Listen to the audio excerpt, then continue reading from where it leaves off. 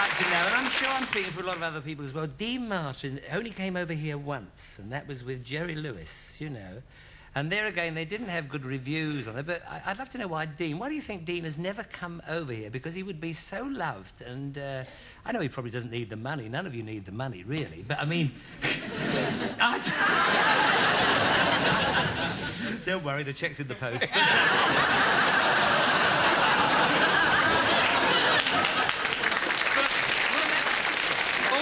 All this and no matching, for goodness sake. Where are the gold matches?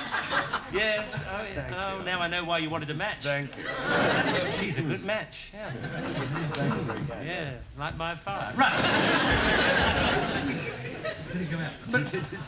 But Dean, why do you think he's never been over? Have you any idea of why? Well, Dean is not a goer, you know. It's hard to get him to leave Las Vegas to go to Los Angeles, where he lives. Once you get him to Vegas, he stays there, and he's like this, you know. But in the old days, when he and Jerry were together, they did all the nightclubs, but as Dean got older, his main ambition in life is to get up at 8 o'clock in the morning, play 18 holes of golf every day, some days 36 holes. Oh, he loves golf. I know, I've seen him play golf. He plays golf constantly. He travels around. His buddies are non-show business people. And they're, you know, mostly businessmen. And he travels in a completely separate world from, say, Frank or myself or any of our contemporaries. Oh, I see. Yes, I see and what you mean. He really doesn't like doing Las Vegas. No. You know, he really hates to do it. And he walks on and does 45 minutes, and that's the end of it. One show a night. Well, I played golf with his son a lot in Los Angeles, and funny enough, we went to see Dean work in Vegas. Anthony and I went to see him work, and the plane was waiting, because you've all got your planes. Well, it's funny in Vegas, but as soon as they finish, their plane is waiting, not their cab, their plane. The plane there's time to hold it, right. You see, and which is only just, I mean, he could have stayed another night, but he had to get on he wanted to go straight out of the stage door, onto the plane, and get home, straight away, you know, after being there a week. But, you know, we've heard many rumours why he won't come over here, or why he doesn't feel like it. We did hear one rumour that he may be a bit scared of being charged duty on his liver through the customs. Do you think?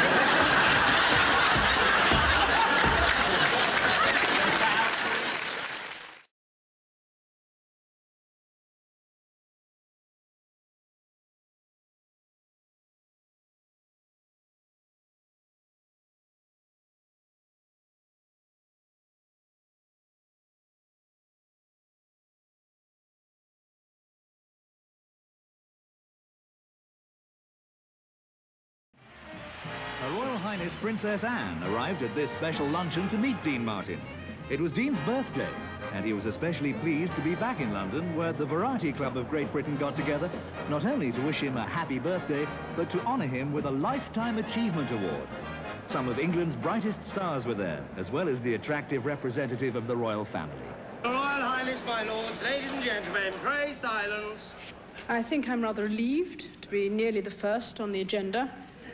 As you will shortly discover, things can only get better.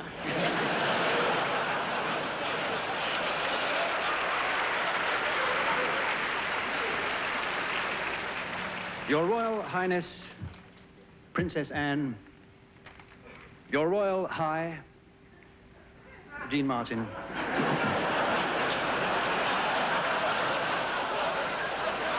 Today we celebrate the 39th birthday and the 49th year in show business of a true democrat and a very unique and indefinable talent. So how may we define it? How may we even begin to comprehend that Dean Martin has been at it for 49 years? I mean, how does he do it? How does he keep doing it? And how do we get to do it?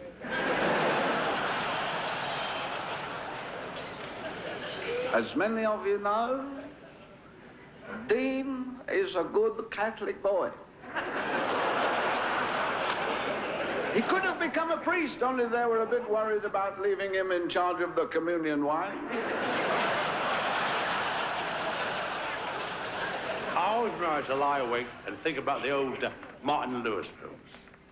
I bet he does as well. And when you think of those two, it's amazing how things turn out. I mean, Dean Martin has become an international star, known all over the world. I often wonder what happened to that eye star who used to do the singing.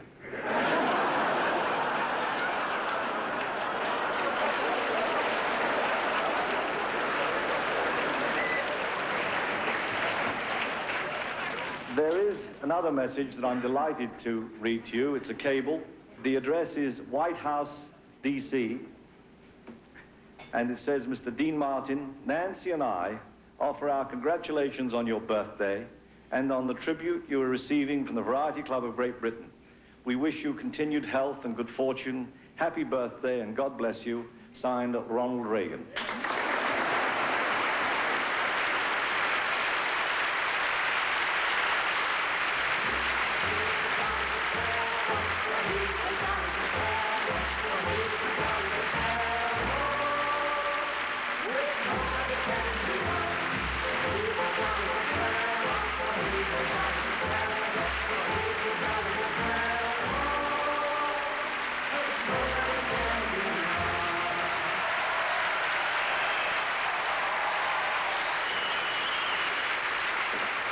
When I flew in, from L.A., I just want you to know, never be envious of the people riding first class. I always ride coach, way in the back. It's the safest, because I have yet to hear of an airplane backing into a mountain.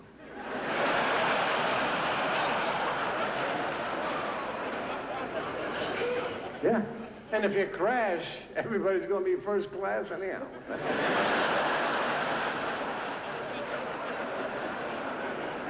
And, Jeannie came with me. We're kind of getting together again.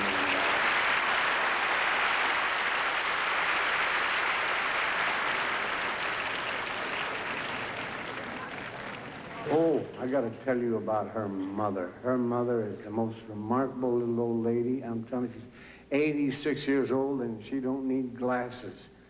She drinks right out of the bottle. How would you like to have that prowling around the house at 4 o'clock in the morning? And no robe.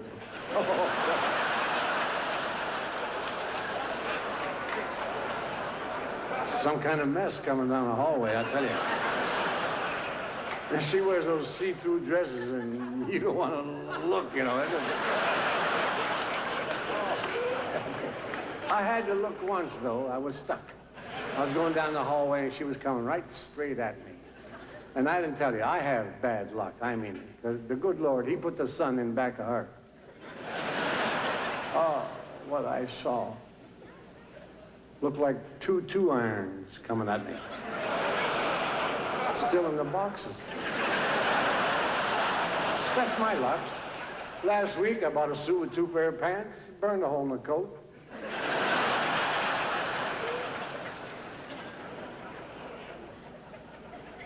I guarantee they ever cut a woman in half, I get the part that eats.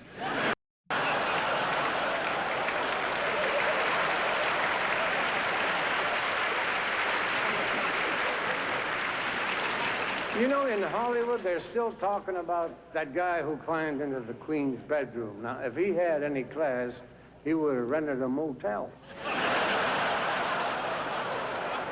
After that happened, I hear she didn't leave the palace for 6 weeks. She was waiting for him to come back.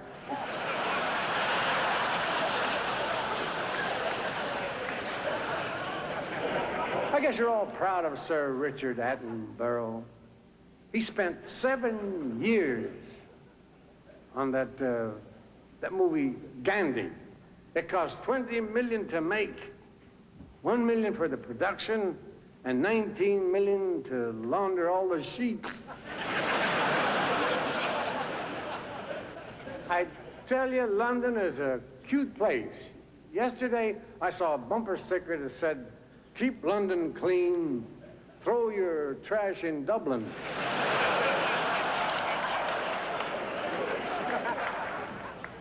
I love to watch people drive here. They drive on the wrong side of the street. That's the way I drive in Beverly Hills. Nothing wrong with that. Everybody's so polite in London.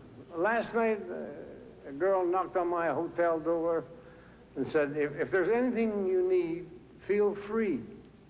That's the first time I ever got it free.